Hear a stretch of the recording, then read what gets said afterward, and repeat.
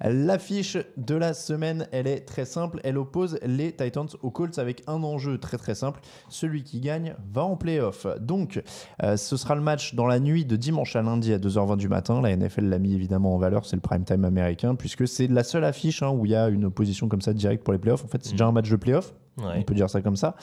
Une énorme inconnue au moment où on enregistre cette émission. Marcus Mariota est touché au coude, problème nerveux. A priori, je ne sais plus s'ils ont précisé ou pas si c'est la continuité de celui qu'il avait déjà eu au début de l'année, où il avait du mal à serrer correctement le ballon, en fait, parce qu'il avait le bout des doigts engourdi. En tout cas, problème nerveux, encore une fois. On ne sait pas s'il va jouer au moment de l'enregistrement. Je vais poser une question un peu provocante, mais je n'ai pas peur des mots. Est-ce que ça change quelque chose ? Je ne sais pas du tout venir cette question. Est-ce que ça change quelque chose entre Marcus Mariota et Blaine Gabbert ? Je pense que ça change quelque chose, ne serait-ce que par la mobilité malgré tout qu'apporte Marcus Mariota. Alors certains diront en effet que Blaine Gabbert n'a pas forcément coûté le match aux Titans lors du match contre Washington. Il a notamment contribué au dernier drive qui amène notamment le touchdown et sa passe à destination de Michael Pruitt. Après, c'est sûr que dans les faits, est-ce qu'il a la capacité de répéter ce genre de performance ? Ça, c'est déjà un peu plus incertain. Et c'est vrai que contre une défense des Colts qui, on l'a vu contre les Giants, est également capable d'élever son niveau de jeu, ça peut être pas mal quand même d'avoir un quarterback qui peut se dégager de la pression.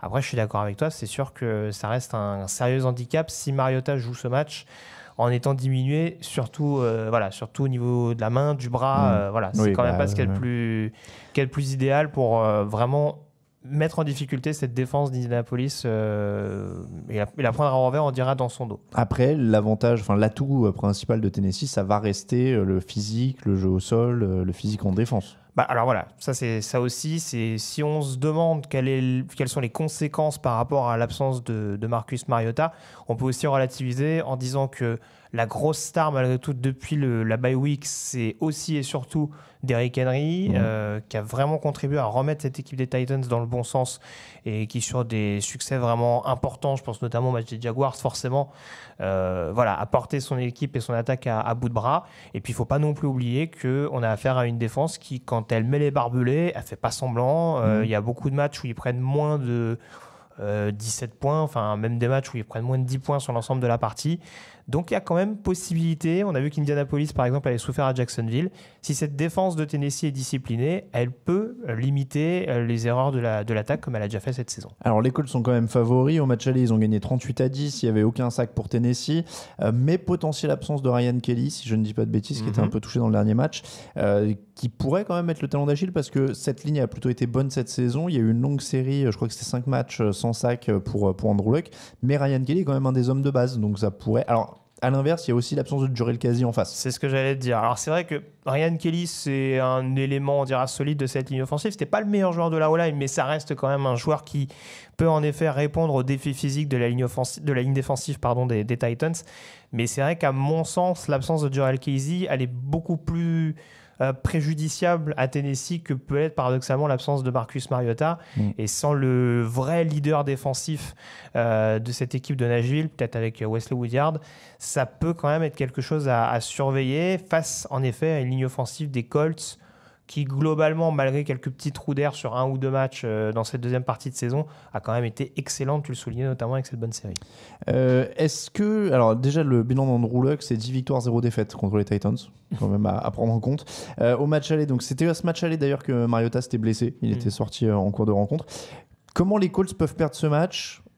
Sachant qu'ils ont la 7e attaque et que les Titans sont la 26e attaque et que les Titans sont la 7e défense mais que les Colts sont 11e, donc sur le papier il y a quand même beaucoup de choses qui vont en faveur d'Indianapolis si on rajoute l'absence de Jurel Casey et la potentielle absence de Marcus Mariota en plus. On est d'accord. Alors je vais peut-être aller dans le côté mystique, mais il ne faut pas oublier que cette équipe de Tennessee, plus d'une fois elle a déjoué les pronostics cette saison sur des matchs où on ne les attendait pas, justement, où on les pensait clairement outsiders de la rencontre. Ça aurait pu être plus mystique, j'ai eu peur parce que je croyais que tu allais me dire n'oublie pas que dimanche c'est la 12e lune et la 12e lune est très favorable aux gens de Nashville. Voilà, si on se rappelle par exemple de la réception de New England où on leur donnait quand même peu de chance et où ils ont clairement dominé les Patriots sur ce match-là, il y a des rencontres où Tennessee est capable de se sublimer.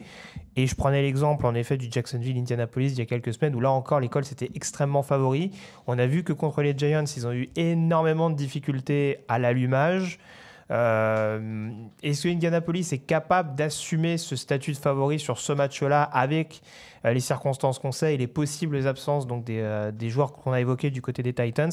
Ça va être à surveiller, mais si l'attaque d'Indianapolis commence à être bien bloquée, ça peut aussi rapidement se compliquer en effet, parce que le duel entre Derrick Henry et Darius Leonard, on va dire pour le résumer grossièrement, va prendre un peu plus d'importance avec potentiellement un Henry qui peut permettre à son équipe de l'emporter. Les 3 bonnes raisons, on va passer aux 3 bonnes raisons. La première, elle est très très simple, on en a parlé. C'est gagner ou rentrer à la maison, évidemment, c'est toujours excitant quand même de voir un match comme celui-là. Est-ce que tu peux me permettre juste la précision? C'est à signaler, les 2 équipes peuvent être éliminées également des playoffs. Oui, alors si elles font match nul. Si elles font match nul et Pittsburgh s'impose. Pittsburgh gagne, en effet. Donc, gagner ou rentrer à la maison. Deuxième, évidemment, Mariota ou pas. Alors, parce qu'il y a l'absence potentielle de Marcus Mariota et parce que ça va quand même être je ne vais pas dire un indicateur, mais il va falloir savoir ce qu'on fait de Marcus Mariota pour les années à venir aussi. Donc s'ils sortaient un gros match là, qu'il est qualifié en play-off, qu'ils allaient un peu plus loin, ça les aiderait probablement à y voir un peu plus clair aussi que s'il est blessé, qu'il ne joue pas, que Blaine Gabbert joue, qu'ils perdent et qu'ils vont pas en play-off. Je ne sais pas dans quel état il était à Kansas City l'année dernière, mais il était un petit peu sorti de nulle part également, alors que justement on se posait déjà des questions sur son impact. Il avait eu un peu de réussite avec sa réception, mais en effet, ça peut être également un bon indicateur pour un match qui est considéré comme presque un match de play-off pour Tennessee. Et puis la troisième, c'est le potentiel comeback. Je parlais de comeback, c'était Andrew Luck évidemment, qui reviendrait en play-off et qui retrouverait un petit peu le chemin de l'élu qui était le sien, puisqu'il avait quand même atteint la finale de conférence assez rapidement. Donc, c'est la dernière campagne d'école, je crois, où ils vont en finale contre les Pats. C'est possible. Après, il y a les blessures qui s'enchaînent et c'est là. Le pronostic? Indianapolis quand même pour moi.